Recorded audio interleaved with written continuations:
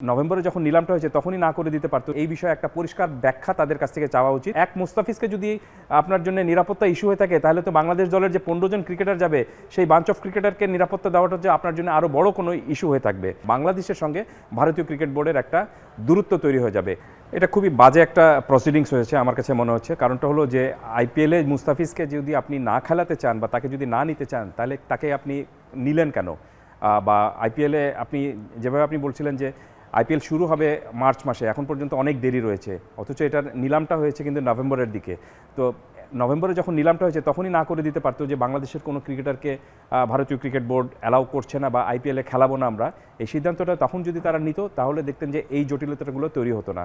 এখন এই মাত্র আইপিএলে একটা রেকর্ড পরিমাণ টাকায় তাকে নিলামে নেওয়ার পরে এবং মুস্তাফিজকে যখন কেকেআর নিয়েছে একটা নিশ্চিতভাবে একটা প্ল্যান করে নিয়েছে, চিন্তা করে নিয়েছে যে তাকে এইভাবে খেলাবে, তাকে এইভাবে তারা ইউজ করবে। এখন সেই প্ল্যানটা তো তারা লম্বা সময় ধরে ছিল এবং মুস্তাফিজও এই সময়ের জন্য খেলবেন সেটাও বাংলাদেশ ক্রিকেট বোর্ডকে জানিয়ে রেখেছিলেন। সব কিছু মিলে আমার কাছে মনে হচ্ছে যে জটিলতাটা তৈরি হয়েছে সেটা ভারতীয় ক্রিকেট বোর্ড নিজেই তৈরি করেছে এবং এটা আমি মনে করি যে বাংলাদেশ ক্রিকেটের সঙ্গে ভারতীয় ক্রিকেট বোর্ডের যে একটা ভালো সম্পর্ক ছিল সেই ভালো সম্পর্কের ক্ষেত্রে একটা বড় ফাটল তৈরি করেছে।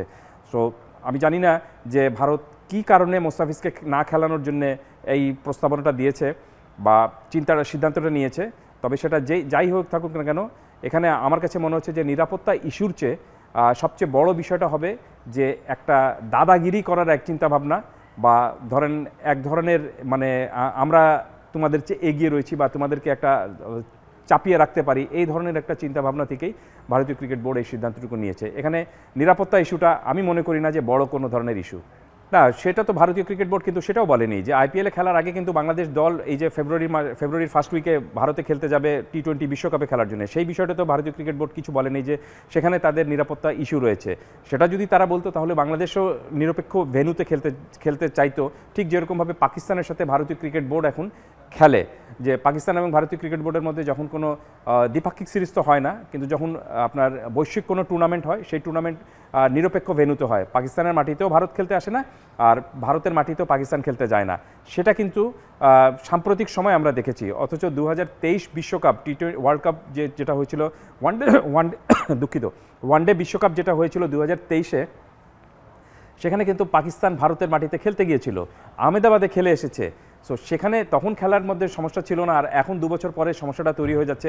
সব কিছু মিলে আমার কাছে মনে হয় যে দুই দেশের মধ্যে ক্রিকেটের প্রতি যে ধরনের একটা প্যাশন ছিল, একটা ভালোবাসা ছিল, একটা হৃদ্যতা ছিল, একটা সৌহার্দ্য ছিল, সম্প্রীতি ছিল, সেই জায়গাটুকু এসে দখল করে নিচ্ছে এখন পুরোপুরি কিন্তু আপনার কুটিল রাজনীতি। এবং এই রাজনীতি আমি মনে করি যে ক্রিকেটের জন্য বা ক্রিকেটের আপনার এক্সপ্লোরেশনের জন্য মোটেও ভালো কোনো কিছু না।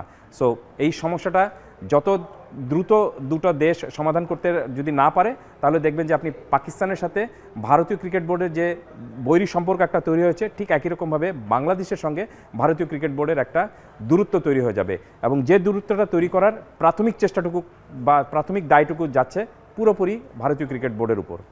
আমি মনে করি যে বিসিবির এখন সিদ্ধান্ত নেওয়া উচিত যে ভারতীয় ক্রিকেট বোর্ড যখন এই ধরনের বিষয়টা নিয়েছে তখন তাদের কাছ থেকে জিজ্ঞেস করা উচিত যে ইস্যুটা কী, আপনারা কেন মুস্তাফিজকে কেকেআরে খেলার জন্য নিষেধাজ্ঞা করেছেন বা তাকে খেলাতে চাচ্ছেন না, এই বিষয়ে একটা পরিষ্কার ব্যাখ্যা তাদের কাছ থেকে চাওয়া উচিত। তারা যে ব্যাখ্যাটুকু দিবে এবং সেটাই আমি অপেক্ষা করছি যে ভারতীয় ক্রিকেট বোর্ডের সেই ব্যাখ্যার জবাবে বাংলাদেশ ক্রিকেট বোর্ড কী বলে। সেটা যদি আপনার নিরাপত্তা ইস্যু হয়ে থাকে, নিরাপত্তার ইস্যুতে যে কোনো দেশ কিন্তু আপনার তার বিষয়ে একটা সিদ্ধান্ত নিতে পারে।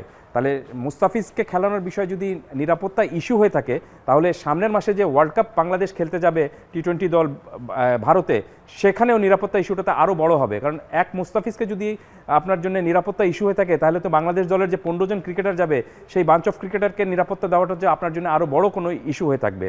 সো আমি জানি না যে এই মুস্তাফিজের এই ইস্যুটাকে কেন্দ্র করে ভারতীয় ক্রিকেট বোর্ড বা আইপিএল কর্তৃপক্ষ কী মানে অর্জন করতে চাচ্ছে। তবে তারা যাই করতে চাক না কেন, সেটা একটা বিষয় স্পষ্টত যে এই ইস্যুটাকে কেন্দ্র করে দুদেশের ক্রিকেট বোর্ড শুধু না, দুদেশের ক্রিকেট লাভার যারা রয়েছেন বা ক্রিকেট সংগঠক যারা রয়েছেন তাদের সবার মধ্যে এক ধরনের কিন্তু একটা অস্থিরতা এবং এক ধরনের একটা মানে দূরত্ব তৈরি হয়ে গেছে। এই ফাটলটা তৈরি করেছিল ভারত, সমাধানটা তাদেরকেই করতে হবে।